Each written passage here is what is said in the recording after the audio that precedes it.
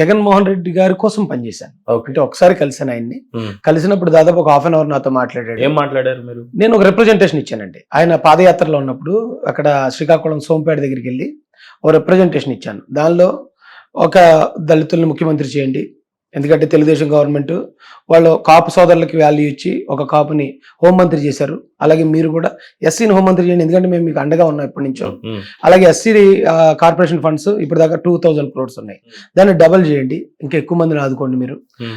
BCC అనేది ఏదైతే మతం మారితే కులం మారాలని కేవలం ఎస్సీలకి మాత్రమే ఉందో ఆ అమెండ్మెంట్ నుంచి మాకు రిలీఫ్ ఇవ్వండి, దాని నుంచి కూడా మాకు ఇచ్చేయండి అని ఒక 10 మా రిక్వెస్ట్లతో ఒక ఇచ్చామండి, ఒక లెటర్ ఇచ్చాం. అక్కడ ఇచ్చిన ఒక 3 నెలల తర్వాత మాకు లోటస్ పాండ్ నుంచి ఫోన్ చేశారు. మీరు లెటర్ ఇచ్చారు కదా, మా సార్ మీతో మాట్లాడతానన్నారు, మీరు రండి అంటే నేను నాతో పాటు ముఖ్యమైన వాళ్ళు ఒక 5 వెళ్ళాం. జగన్మోహన్ రెడ్డి అనిల్ గారు ఫోన్ చేశారండి, వాళ్ళ బామ్మరిది బ్రదర్ అనిల్ గారు చేశారు. చేస్తే మేము వెళ్ళాం. బ్రదర్ అనిల్ గారు ఆ రోజు మాతో మాట్లాడారు. మరుసటి రోజు జగన్ గారి ఇంటికి తీసుకెళ్లారు. జగన్ గారి లోటస్ పాండ్ లోకి వెళ్ళాం. అప్పుడు విజయసాయి రెడ్డి, పినిపే విశ్వరూపు, ఆళ్ళ నాని చాలా మంది ఉన్నారు అక్కడ. ఉన్నప్పుడు అనిల్ గారు తీసుకెళ్లి ఈయన రాజేష్ ఇలా పరిచయం చేయబోతున్నాడు. నాకు పరిచయం అవసరంలే, రాజేష్ నాకు తెలుసు, సోంపేటకు వచ్చాడు పెద్ద పెద్ద జెండాలు వేసుకుని, అక్కడ నాకు రిప్రజెంటేషన్ ఇచ్చాడు కదా అంటే ఆ రిప్రజెంటేషన్ ఆయన దగ్గర ఉందండి, తీసుకున్నాడు. ఇవన్నీ మీ డిమాండ్స్ కాదు, ఈ నా రెస్పాన్సిబిలిటీస్ ఇది. నువ్వు 100 కోట్లు క్రిస్టియన్ మైనారిటీకి ఇమ్మన్నావు, నేను 500 కోట్లు ఇస్తా. ఈ బీసీసీ అనేది ఇవన్నీ కూడా ఇవి నా రెస్పాన్సిబిలిటీస్, నేను చేస్తాను, మీరు చేసే పని మీరు ఆనెస్ట్ గా చేయండి. దళితులు అంటే మా మేనమామలని ఆయన మాట్లాడిన మాట క్లియర్ గా మాతో అన్నది. మాకు అంత క్లోజ్, మాకు అలాంటిది ఏముండదు, మీరు హ్యాపీ వర్క్ చేయండి అన్నాడు. ఒకసారి నేను ఆయన కలిసింది. అంటే ఈ రోజుకి బీసీ కార్పొరేషన్ నుంచి తీసేసి ఎస్సీ కార్పొరేషన్ గా ఒక కొత్త వ్యవస్థను అనేది తీసుకురావాలని మీరు ఒకప్పుడు పోరాడారు. దళితులకు అన్యాయం జరుగుతుంది అని ఒక పక్క పోరాడుతూనే ఉన్నారు. కానీ ఈ ఆశయాలు ఏమి సిద్ధింపకుండానే ఇప్పుడు మళ్ళీ మీ టీడీపీకి ఎందుకు వెళ్ళారు అని అంటే, ఆ ఆశయాలు సిద్ధింప చేసుకోవడానికి. ఇప్పుడు దీని ద్వారా అవి జరగలేదు, జరగకపోయినా పర్వాలేదండి. ఏ రకంగా సిద్ధిస్తాయి? ఎస్సీ కులంలో పుట్టటమే ఒక నేరంగా చూసే ఒక నాయకుడిని ఆయన నమ్మి ఆయన ఒక దళిత వ్యతిరేకి చంద్రబాబు నాయుడు అని అంటే మీరేం చెప్తారు? అయితే నేను కూడా అలా భావించినండి. ఆయన దళిత వ్యతిరేకి అని భావించాను కాబట్టి 2019లో జగన్ గారి కోసం తిరిగామండి. చంద్రబాబు నాయుడు గారిని ఓడించాలి, ఎందుకంటే ఆయన మనల్ని ఎస్సీలుగా ఎవరు పుట్టాలన్నారు, అలాగే కారంచేడులో అటాక్ జరిగింది. సో ఇది అతను ఒక కులాహంకారం చెప్పినోడ్నే. నేను జగన్ గారి కోసం పనిచేసిన తర్వాత, జగన్ గారిలో ఇంత మోసం ఇంత చీటింగ్ మేము చూసిన తర్వాత అయితే మరి ఏం చేయాలి ఇప్పుడు అని ఆలోచించినప్పుడు, చంద్రబాబు నాయుడు గారు ఒకవేళ మాకు నెక్స్ట్ పార్టీ అదే, మేము పార్టీ పెట్టి మేము నిలబడాలి అంటే జరిగే పని కాదు. సో వేరే పార్టీ అంటే ఈయన దగ్గర ఈ ప్రాబ్లమ్స్ ఉన్నాయి కదా ఏంటి అని చెప్పి మేము ఒకసారి దాని మీద అనలైజ్ చేస్తే అప్పుడు మాకు కొన్ని విషయాలు అర్థమయ్యాయండి, బోధపడ్డాయి. ఎస్సీగా ఎవరు పుట్టాలనుకుంటారు అని ఆయన చెప్పిన మాట ఆ కాంటెక్స్ట్ వేరు, కానీ జగన్మోహన్ రెడ్డి గారు ఐపాక్ టీము దాన్ని కట్ చేసి ఎక్కడ దాకా కావాలి అక్కడ దాకా దాన్ని వైరల్ చేసింది వేరు. ఇక చంద్రబాబు నాయుడు గారు దళిత వ్యతిరేక అని మేము కూడా అనుకున్న వాళ్ళమే. దళిత వ్యతిరేక అయిన చంద్రబాబు నాయుడు గారు మా పిల్లలు చదువుకోవడానికి బెస్ట్ అవైలబుల్ స్కూల్ అనే ఒక పథకం ఇచ్చాడు. కార్పొరేట్ స్కూల్స్ లో 25% ఎస్సీ ఎస్టీ బీసీలు చదివారు. దళిత వ్యతిరేక అనుకున్న చంద్రబాబు నాయుడు గారు మా అందరినీ చాలా మంది 4000 మందిని ఇన్నోవా కార్లకి, అంటే దాదాపు 30 లక్షల రూపాయలు ఆస్తి. అంటే ఇన్ని చెప్తున్నా మీరు చంద్రబాబు నాయుడు దళిత వ్యతిరేకిగా మాట్లాడిన మాటలతో ఏకీభవిస్తున్నారట? ఆయన దళిత సమర్థిస్తున్నారు కానీ ఏకీభవిస్తున్నట్టే కనిపిస్తుంది. ఆయన దళిత వ్యతిరేకంగా మాట్లాడలేదు అంటున్నానండి. ఓకే. ఆ మాట్లాడలేదు అంటానికి ఎక్కడైనా డిబేట్ చేయడానికి నేను రెడీ. ఓకే. ఆయన మాట్లాడిన మాట సూటిగా చెప్పేస్తాను మీకు. ఇక్కడ 2 కులాలు ఉన్నాయి, ఒకటి ధనికులు, 2 పేదలు. నేను ఎప్పుడు పేదల పక్షానే ఉంటాను. కులం అనేది మనం గీసుకున్న గీత. ఎవడో కూడా పలానా కులంలో పుట్టాలని అనుకుని పుట్టడో, ఎవరు మాత్రం ఎస్సీలుగా పుడతారు, అందరూ రాజుల కులంలో పుడితే రాజ్యాలను వెళ్ళొచ్చు కదా, అది ఆయన మాట. అంటే ఆయన మాటలు ఆయన చెప్పాలనుకున్నది పేదలు ధనికులు మాత్రమే ఉన్నారు, ఎవరు మాత్రం పేదలుగా పుట్టాలనుకుంటారు, అందరూ రాజుల్లో పుట్టాలనుకుంటారు. మరి ఎన్నిసార్లు ముఖ్యమంత్రిగా గెలిచిన చంద్రబాబు నాయుడు దళితులను ఏం చేశాడని చెప్పి ఏం నచ్చి మీరు ఆ పార్టీలో జాయిన్ అయ్యారు అని అంటే? జగన్మోహన్ రెడ్డి వచ్చిన తర్వాత ఆయన పరిపాలన చూసాకే చంద్రబాబు నాయుడు గారు మమ్మల్ని బాగా చూసుకున్నాడని అర్థమైందండి నాకు. చంద్రబాబు నాయుడు గారు మాకు చెప్పాను, మీకు ఆల్రెడీ ఇన్నోవా కార్లు ఇచ్చాడు, దాదాపుగా 27 దళిత పథకాలు ఇచ్చాడు. 27 దళిత పథకాలు చంద్రబాబు మాకు ఇచ్చాడు. మా పిల్లలు చదువుకున్న పిల్లల్ని అంబేద్కర్ విదేశీ విద్య పేరుతో దాదాపు 5000 మంది నేను ఫారెన్ పంపించి చదివించాను.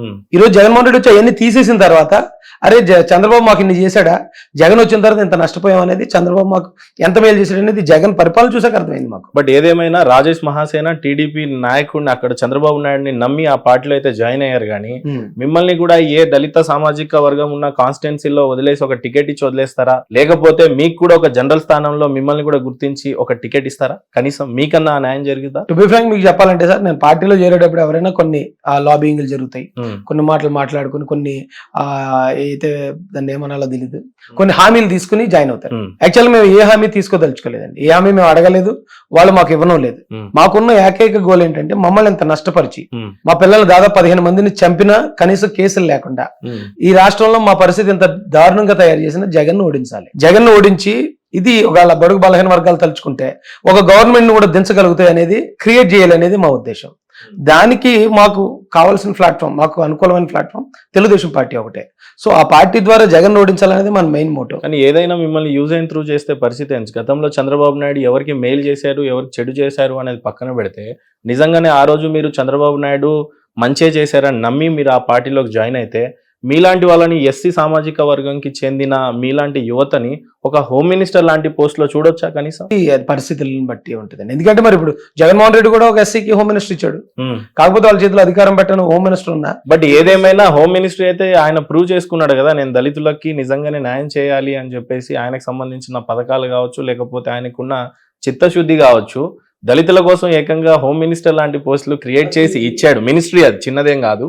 సో రేపు చంద్రబాబు నాయుడు నిజంగానే ఈ ఫైనాన్స్ మినిస్ట్రీసో, లేకపోతే రెవెన్యూ శాఖనో, లేకపోతే హోమ్ మినిస్ట్రీలో ఇలాంటి పెద్ద హోదాలో ఎస్సీ వర్గీయకి సంబంధించిన వ్యక్తులను చూడొచ్చా? ఆల్రెడీ ఆ చంద్రబాబు నమ్మకం ఉందా చంద్రబాబు నాయుడు మీద నిజంగా మీకు? సార్ ఒక్కసారి ఆల్రెడీ చంద్రబాబు నాయుడు గారు అది ప్రూవ్ చేశారు కూడా. ఉమ్, జగన్మోహన్ రెడ్డి గారు ఆయన మాకు వర్గాలను గుర్తించి పదవులు ఇవ్వలేదండి, ఉమ్, మమ్మల్ని మోసం చేయడానికి, ఇంకా మమ్మల్ని మబ్బుల్లో కూర్చోబెట్టడానికి ఇచ్చాడు. వాళ్ళ చేతిలో అధికారం ఏమి ఉండదు. ఉమ్, కానీ చంద్రబాబు నాయుడు గారు లోక్సభ స్పీకర్ గా అవకాశం వచ్చినప్పుడు ఉమ్, వాళ్ళ సామాజిక వర్గాన్ని ఎవరైనా పెట్టుకోవచ్చు, వాళ్ళ పార్టీ సీనియర్ లీడర్ని పెట్టుకోవచ్చు. ఉమ్, కానీ ఆయన ఆ అవకాశాన్ని బాలయోగ్ గారు అని ఒక ఎస్సీ నాయకుడికి ఇచ్చారు. ఉమ్, సో ఆల్రెడీ తెలుగుదేశం పార్టీ తన చిత్తశుద్ధి ఎస్సీల పట్ల ఎప్పుడో ప్రూవ్ చేసుకుని ఉంది. ఉమ్.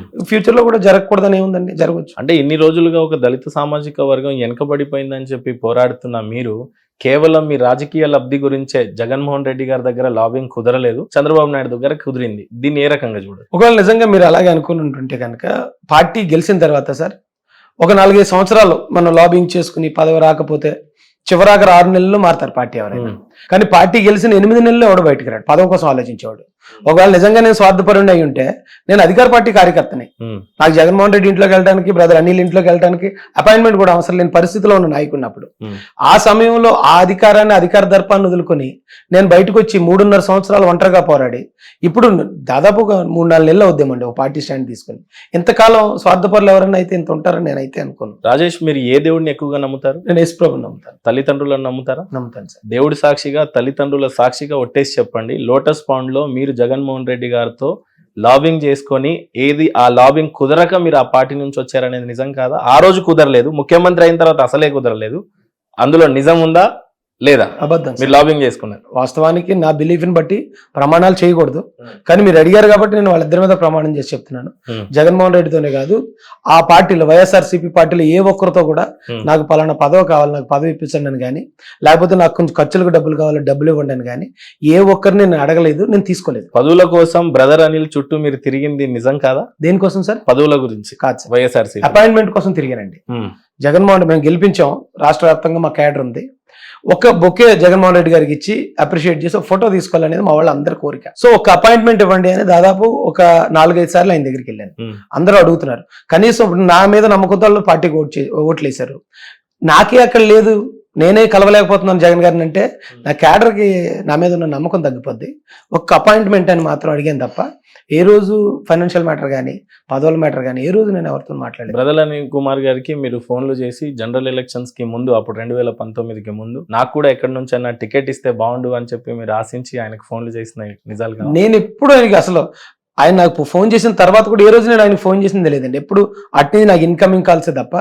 అది కూడా ఎప్పుడంటే మేము ఎమ్మెల్సీకి మహాశాయ నుంచి ఒక క్యాండిడేట్ నిలబెట్టాం అక్కడ east west Godavari graduate MLC. ఆ ఎమ్మెల్సీకి మేము నామినేషన్ వేసినప్పుడు భారీగా వెళ్ళే నామినేషన్ వేసాం. నామినేషన్ వేసిన రోజు అనిల్ కుమార్ నాకు ఫోన్ చేశాడు. ఫోన్ చేసి మీరు రండి అన్నాడు తప్ప అంతకు ముందు కానీ ఆ తర్వాత కానీ ఏ రోజు నేను ఆయనకి ఫోన్ చేసి అడిగి అన్ని రికార్డ్సే కదా సార్. ఇప్పుడు డిజిటల్ యుగం, ఏది ఎక్కడికి మనం మార్ఫింగ్ చేయాలని చేయలేం. ఒక్కటి బయట పెట్టమని అలాంటిది ఏమైనా ఉంటే